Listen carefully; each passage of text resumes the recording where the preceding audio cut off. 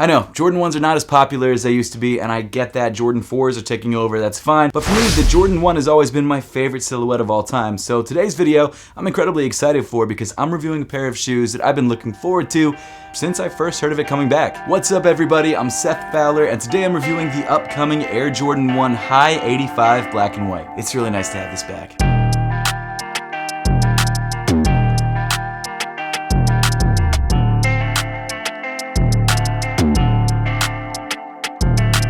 The Air Jordan 1 High 85 Black and White officially releases this upcoming Wednesday, February 15th, 2023 for a retail price of $200. And if you want to grab a pair of these early or any other pair of Air Jordan 1s, I've made sure to leave a link to these shoes through the YouTube shopping tab and in the link in the top of the description below. So the last time we got a release of the Black and White Air Jordan 1s was all the way back in 2014.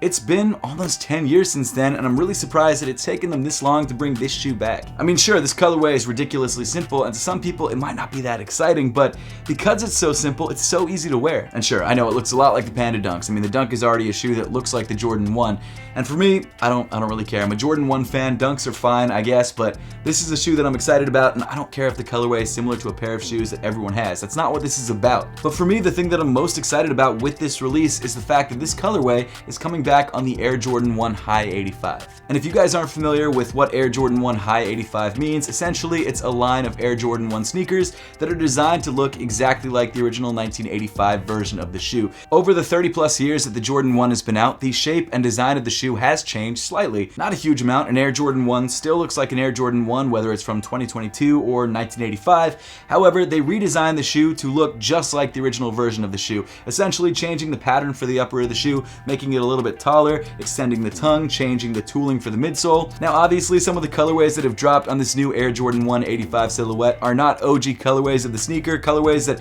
have never actually released on the Air Jordan 1, or at least to the public. But now we're finally getting colors that people have been asking for, colors that I think a lot of people are excited about, but I think for a lot of people, including myself, that's totally fine because I just love the way this sneaker looks. The silhouette, and honestly, you can throw any color on this shoe, or almost any colorway on this shoe, and it'll still look amazing. And last year's release of the Air Jordan 1 High 85 Georgetowns is a perfect example of that. This is not an OG colorway, this was just a PE, I believe, and the fact that it's on this Air Jordan 1 High 85 silhouette just elevates the shoe. It's a better quality sneaker overall, and no matter what colorway you put on this shoe, it's gonna feel better than a standard pair of Air Jordan 1s. But before we get any farther into the differences between the Air Jordan 1 High 85s and the standard Jordan 1s and also this black and white colorway, let's first take a look at the box. So as you can see, the colors used on this box are flipped from a standard Air Jordan 1 box. Instead of the majority of the box coming in black, it comes in red, and the Nike logo, instead of coming in red, it comes in black. Now this is something that's been done for the other Air Jordan 1 High 85 releases, and it seems like Jordan Brand uses this flipped colored box for some of their more special edition drops. The official colorway of this shoe is Black Summit White,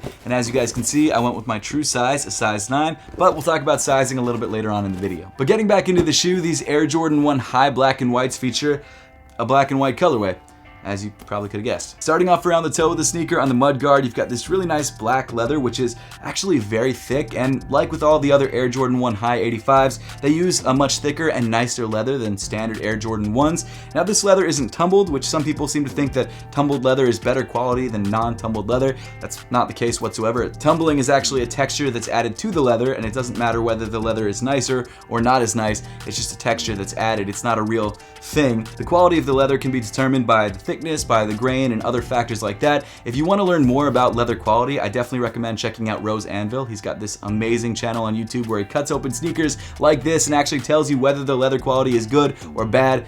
Definitely recommend it. I'll make sure to link his channel in the description below. He's awesome. But generally what I've found is that the Air Jordan 1 High 85 tends to have much nicer and honestly stiffer leather than a standard pair of Air Jordan 1s. And because of that, it lasts longer, it's more durable, and it wears in really nicely. And also, I've got to say that this black and white colorway actually goes perfectly with my SneakerCon Philly exclusive Apothecary Sneaker Heaven shirt, which comes in black and green, obviously Eagles colors. This shirt is sick. I love it. And it's actually only going to be available at SneakerCon Philly, which is this Saturday, February the 11th, and if you guys want to grab it, make sure to stop by the Apothecary booth. But continuing up on the shoe to the toe of the sneaker, you've got some more of this really nice thick leather, this time around in white. Then moving even farther up on the shoe to the eye stays, you've got some more of this really nice thick black leather. Of course, that leather features punch outs which act as eyelets, and then weaving through these eyelets, you've got these flat black laces. Now these black laces are the laces that come pre-started in the shoe, but the shoe also does come with a set of white laces if you decide to switch them out. And even though I feel like I didn't even need the white laces, I'm gonna stick with the black laces. It is nice that they added them inside the box because I know a bunch of people are gonna want to switch them out. And for a shoe that's literally just 2 colors,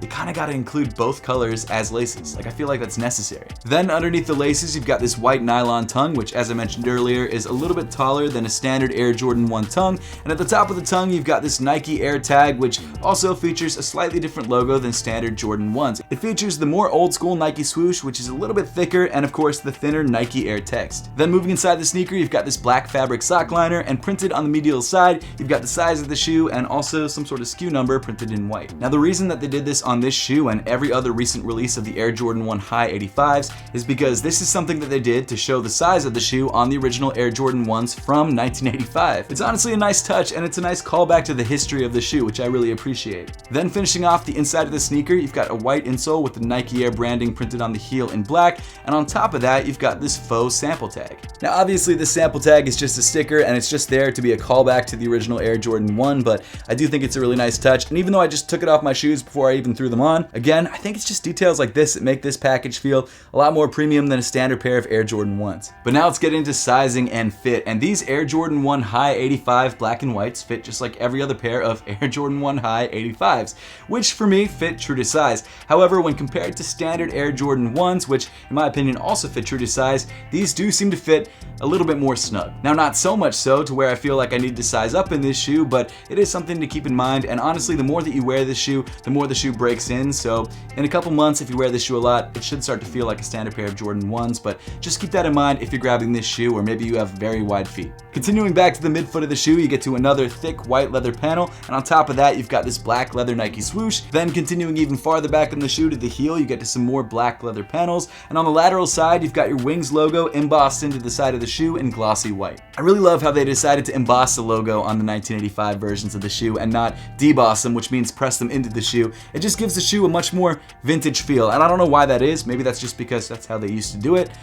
I don't know, but either way it looks great, and I'm really glad that they decided to do it this way. Then continuing down on the shoe, you get to the redesigned and retooled Air Jordan 1 High 85 midsole, which is very similar to the newer Air Jordan 1 midsoles. However, it's a little bit thinner. The textural details that are molded into the side of the midsole are a little bit deeper, so they're a little bit more noticeable, and actually catch shadows a little bit more, so you notice them a lot more than a standard pair of Air Jordan 1s. And then finally moving to the bottom of the sneaker, you get to this black rubber outsole, which again is a little bit different than the recent Air Jordan 1s, but it's not too different to where you might not even notice it. So overall, should you grab a pair of the upcoming Jordan 1 85 black and whites? In my opinion, if you love the shoe, you love the way it looks, absolutely. Obviously, the shoe will be harder to get than most other Air Jordan 1s because the shoe is a lot more limited than standard Air Jordan 1s, but I think it's worth it for the $200 price point. The materials just feel that much better than a standard pair of 1s. Now, again, you're probably gonna have to pay resale for this pair of shoes because it will be more difficult to get, but if you love the shoe, I say go for it. But hey, I would love to know your thoughts on the upcoming Jordan 1 85 black and whites and whether you're planning to grab a pair of these for yourself, so make sure to let me know your thoughts in the comment section down below.